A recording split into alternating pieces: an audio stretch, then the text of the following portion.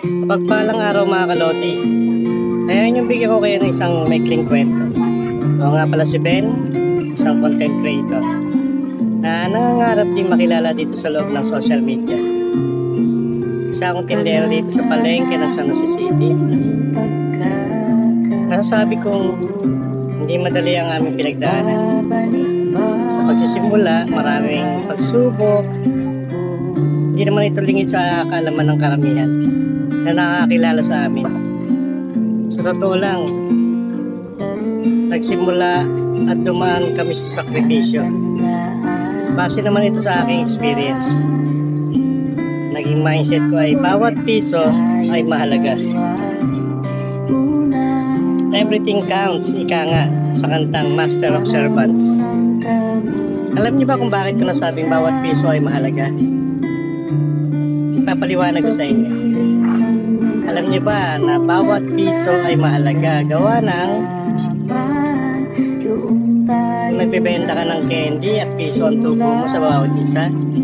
Kung maka 1,000,000 candy ka, kahit sa loob ng isang taon meron kang 1,000,000. Hindi nga po ba? Tama ako. Sa una ay sakripisyong tunay. Talagang dugo at pawis ang iyong ilalaan para lang makapag-ipon ka ng puhunan. Naalala ko pa nga nung baguhan pa lang ako nagtitinda. Wala tayong alam, wala tayong kamuang-muang sa mga ganitong negosyo.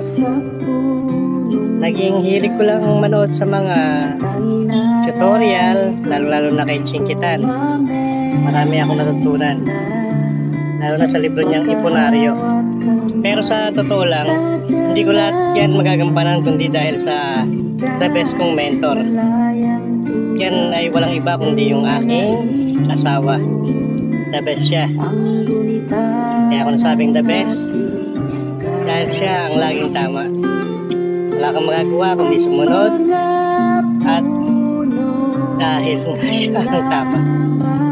Pero seriously speaking, itong nagustuhan kong background music dahil hindi sa makaluma ito kundi ito ay napabagay sa aking kwento. Gawa ng yung panahon dapat hindi natin sayangin. Panahon ng pagkakataon, huwag na nating ibalik ang kahapon.